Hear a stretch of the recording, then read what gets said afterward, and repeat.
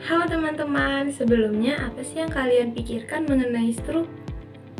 Tubuh tidak dapat digerakkan, hilang keseimbangan, sulit berbicara, kemudian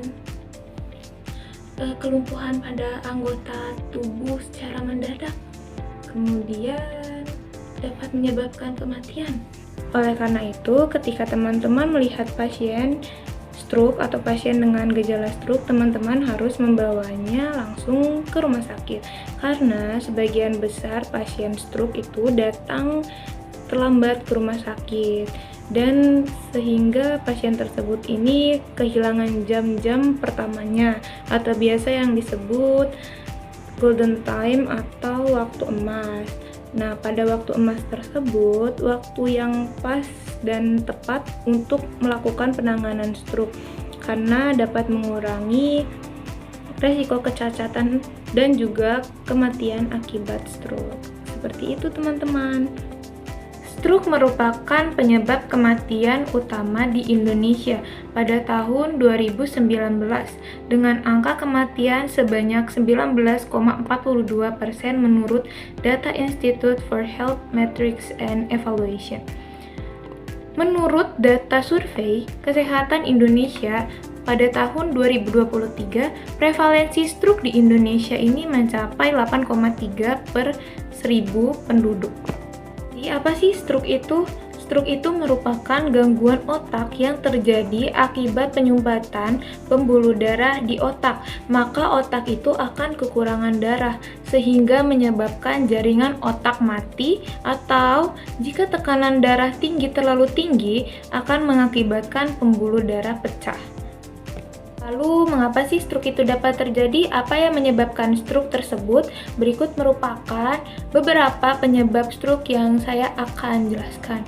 Yang pertama, stroke ini dapat terjadi karena adanya tekanan darah tinggi atau hipertensi, kemudian adanya kolesterol yang tinggi, diabetes, obesitas, riwayat penyakit kardiovaskular seperti penyakit jantung koroner, kemudian adanya riwayat stroke pada keluarga atau dari genetik, kemudian adanya mengkonsumsi merokok dan juga minum alkohol.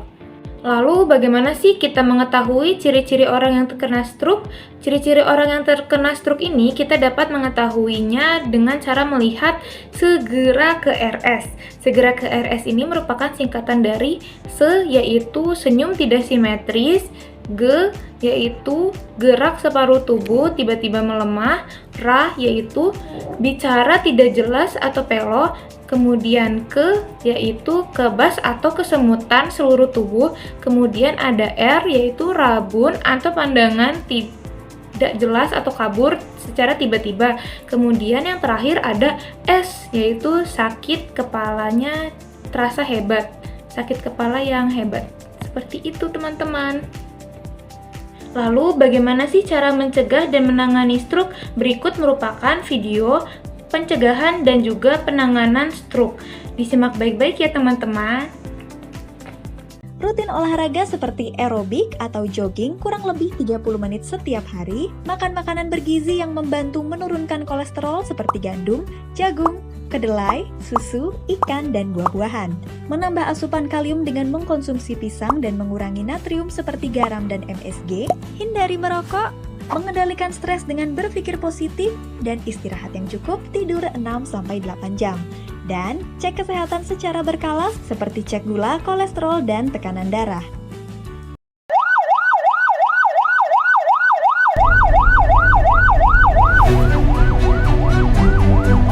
Tensi 150 per 90, dokter. Heart rate-nya ada 90 kali per menit. Kami dari tim ambulans membawa pasien laki-laki usia 50 tahun. Curiga stroke, kesadaran kompos mentis dengan hemiparesis dekstra. Onset 1 jam yang lalu. Aktifkan code stroke. Code stroke IGD. Code stroke IGD.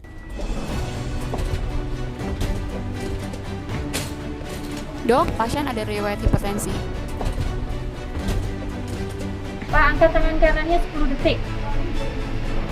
Kita akan lakukan MRI ya. Oke, sekarang kita MRI supaya terlihat di mana sumbatannya.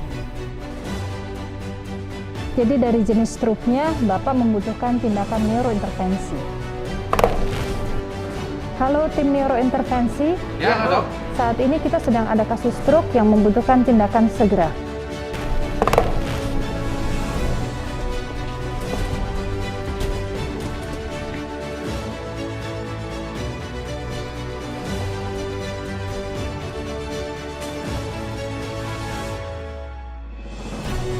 Stroke menyebabkan jutaan sel saraf mati setiap menitnya. Pemberian obat pembuka sumbatan dapat memberikan perbaikan. Jangan tunda lagi, segera ke rumah sakit. Percayalah, setiap upaya layak diperjuangkan.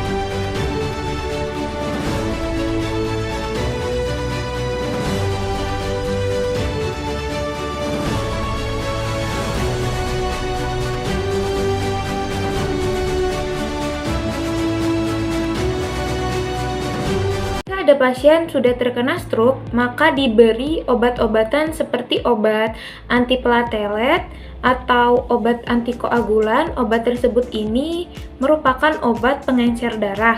Juga diberi obat kolesterol, obat antihipertensi, dan juga melakukan fisioterapi. Berikut merupakan fisioterapi sederhana pasien pasca stroke. Disimak baik-baik ya teman-teman.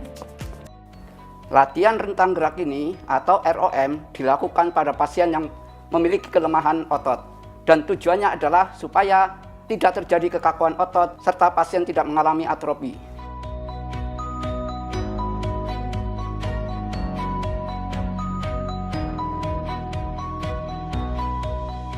Pertama kita lakukan pada bagian kepala. Pegang kepala, maaf Pak. Nah, kita pegang kepala, terus maaf Pak, tundukkan.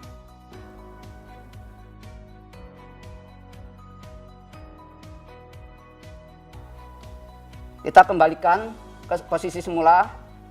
Setelah itu, kita lakukan gerakan untuk memiring ke kanan dan memiring ke kiri. Miring kanan, Pak.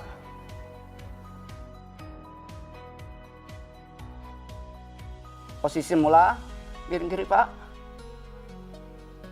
Ya, kita kembali. Setelah itu, kita lakukan pada gerakan lengan. Maaf, Pak, saya buka ya, Pak. Nah, lengan kita gerakan ke atas.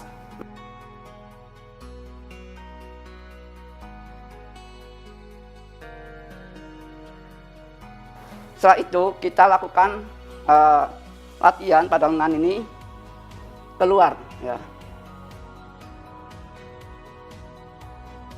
Kita kembalikan ke posisi semula. Nah, setelah itu kita tarik. Ya.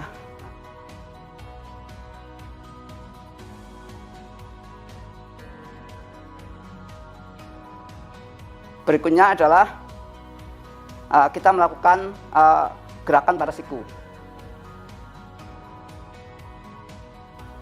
Kita kembalikan semula. Setelah itu ini pergelangan tangan. Nah, pergelangan tangan kita lakukan gerakan untuk menutup, menempelkan pergelangan tangan. Kita tarik lagi ke belakang. Setelah itu kita ke posisi ke samping, ya, samping kanan dan samping kiri.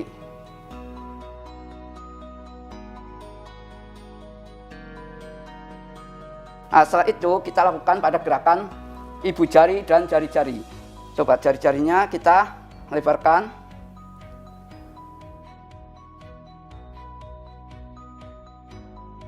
Nah, setelah itu coba jari-jarinya kita tekuk.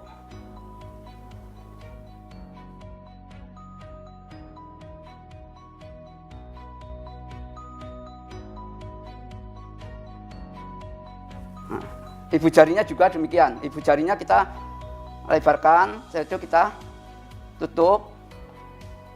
Kita lebarkan, kita tutup. Setelah itu kita posisikan ibu jari dengan jari-jari lainnya. 1, 2, 3, 4. Kita cukup untuk bagian lengan dan pergelangan serta jari dan ibu jari. Mari kita lihat untuk bagian kaki dan panggul. Maaf ya Pak, saya tarik ke atas dulu. Nah, ini pada bagian panggul kita pegang pada bagian lutut dan pergelangan kaki. Nah, kita terus sampai tidak merasakan sakit. Setelah itu kita tarik panggul ke luar.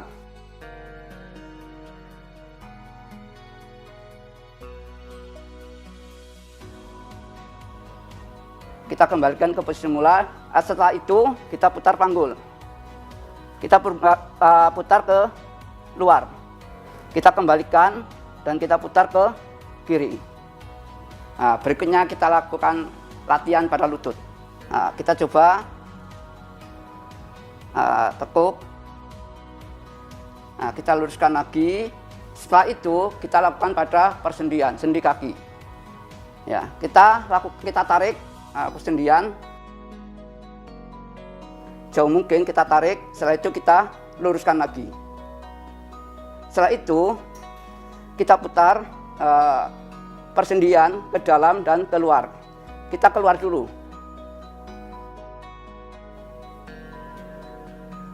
Ke dalam. Berikutnya kita lakukan pada ibu jari kaki. Ya. Ibu jari kaki kita coba lakukan untuk melebarkan ibu jari kaki satu dengan lain. Kita pakai tangan kita. Ya. Kalau udah kita rapatkan lagi. Nah, setelah itu jari dan ibu jari kaki kita lakukan untuk menutup ke bawah. Setelah itu kita tarik ke atas. Nah, demikian seterusnya sampai 8 kali. Biar cepat pulih pasca stroke, lakukan ini. Posisi duduk, genggam beban ringan, letakkan lengan di atas sandaran kursi. Tekuk pergelangan tangan ke atas dan turunkan. Ulangi 10-15 kali. Tekuk siku 90 derajat, buka tangan ke arah luar. Lakukan 10-15 kali. Duduk di meja dan ratakan handuk di depan. Geser handuk ke arah tengah meja dan kembali ke posisi semula dengan kedua tangan. Duduk tegak, tekuk badan ke satu sisi sambil angkat lengan ke atas kepala. Tahan beberapa detik, ulangi ke sisi lainnya. Berbaring telentang, angkat pinggul menggunakan otot punggung. Tahan beberapa detik, ulangi 10-15 kali. Berdiri, angkat kaki dan tekuk lutut hingga 90 derajat. Tahan beberapa detik, lalu ulangi dengan kaki lainnya. Dengan dukungan keluarga, gaya hidup sehat, dan latihan konsisten, kualitas hidup bisa meningkat, dan fungsi tubuh bisa pulih. Semangat dan tetap aktif di rumah. Halo teman-teman. Tidak berasa ya, sudah di akhir video. Bagaimana nih? Pasti teman-teman sekarang lebih mengerti kan apa itu stroke, penyebabnya, kemudian ciri-ciri stroke, cara pencegahan, dan juga ada video-video tentang fisioterapi, juga gerakan ROM pada pasien stroke. Teman-teman pasti lebih mengerti kan? Terima kasih banyak ya sudah menonton video ini sampai akhir.